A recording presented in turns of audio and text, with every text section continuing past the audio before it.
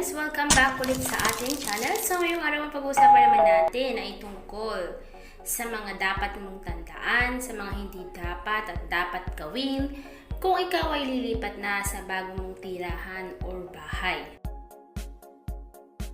Ang paglipat sa bagong tirahan or bahay ay isang big deal para sa lahat dahil nangangahulugan ito ng isang bagong buhay, isang bagong pagsisimula ng kapalaran ng iyong pamilya. At bilang isang resulta, dapat kang magpatuloy ng may pag-iingat. Kaya naman narito ang mga kaugalian na dapat at hindi dapat gawin para sa paglipat sa isang bagong bahay.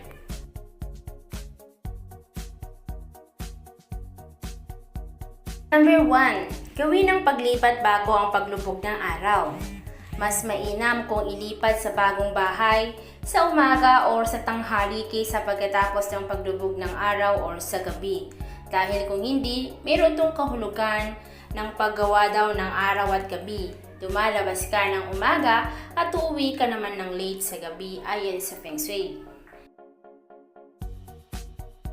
Pangalawa, linisin ang bahay at buksan ang mga pintuan at bintana ng 2 o 3 araw. Ito ay para ma-ventilate at para makapasok ang masiglang hangin bago ka lumipat sa iyong bagong bahay. Pangatlo, kung maaari, mas mahusay kung magpaputok ng mga firecrackers. Ito ay upang itaboy ang mga masasamang espiritu kapag lumipad ka sa bagong bahay. Pang-apat, ang mga bagay na ilalabas mula sa bagong bahay ay dapat hawakan ng iba, habang ang mga bagay na ililipat sa bagong bahay ay dapat hawakan ng mga miyembro ng iyong pamilya. 5. Maraming mga bagay na dapat mong ihanda sa araw ng paglipat, gaya ng isang lalagyanan ng bigas na may 80% na bigas sa loob at isang pulang sobre dito. Ito ay para sa kahulugan ng sapat na pagkain pagkatapos lumipat sa bahay. Pangalawa, high-end na damit na nakapak sa maleta. Ito naman daw ay para sa kahulugan ng masaganang damit para sa buong buhay mo.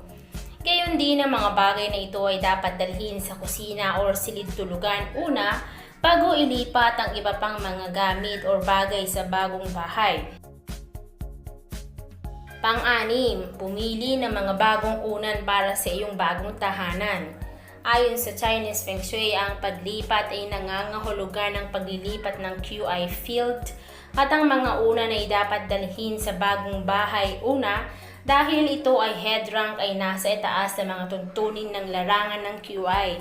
Kung ano ang bilang ng miyembro ng pamilya sa bagong bahay, dapat yun din ang bilang ng unan na dadalhin muna at ayusin sa bawat kama ng lahat. Ang mga inggik sa Hong Kong, Singapore at iba pang mga lugar ay mayroong pa ring kaugalian ng paglalagay ng isang pulang sobre na may HKD 138 o kaya sa loob ng unan para sa maswerteng kahulugan ng magtatagumpay ka sa buong buhay. Pang-7, sa araw ng paglipat, pakuluan ng isang tubig sa palayok para sa simbolo ng kita at ibuhos sa lahat ng panig. Pang-8, i-block ang lahat ng mga uri ng planggana, batya at lababo sa kusina, sa banyo at iba pa. At iyon ang mga gripo upang dahan-dahang dumaloy ang tubig para sa kahulugan ng napakalaking kapalaran. Pang-9, gawing maliwanag ang bagong bahay sa araw ng paglipat hanggang sa susunod na araw upang mapanatili ang pagyabong sa iyong bagong tahanan. May mga iba naman na pinapanatili ang mga ilaw sa loob ng 3 araw at 3 gabi upang makamit ang layunin ng pag-unlad ng bagong bahay.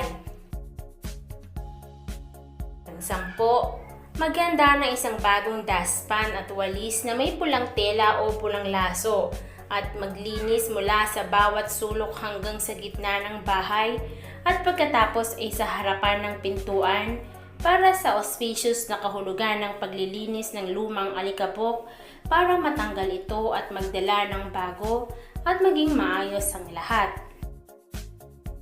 Pang-11, housewarming ay kinakailangan sa paglipat sa bagong bahay.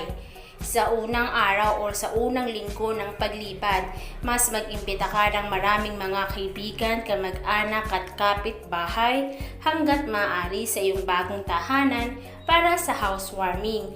Ito ay upang mapalaya sa mga masasamang espiritu.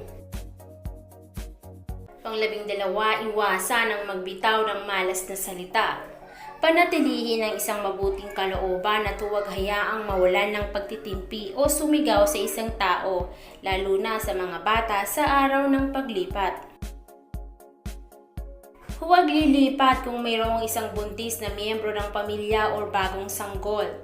Kung kailangan mong lumipat, siguraduhin na ang buntis ay hindi makikipag-participate sa paglilipat at magsuot ng isang Buddha figure o anting-anting na proteksyon sa sanggol.